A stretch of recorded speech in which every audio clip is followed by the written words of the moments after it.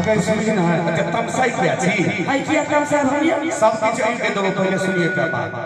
अरे भैया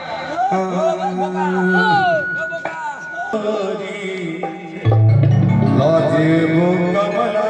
के पास चल गोरी लौटे वो कमला के पास सुनिए हाँ कमला के पार तोरा मेला घूमे कमला के पार तोरा मेला घूमे अकर तोरे संगे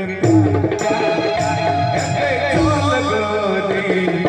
लौटे तो कमला के पार चल गोरी लौटे तो कमला के पास कमल के पार तोरा मेला घूमे कमल के पार तोरा मेला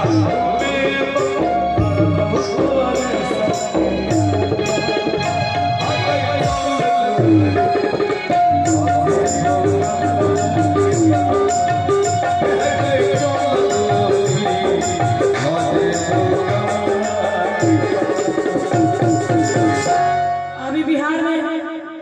50% महिला के नौकरी भेले या नहीं तो बड़ा सुंदर एक भाव जोड़ी हिनका लेल कही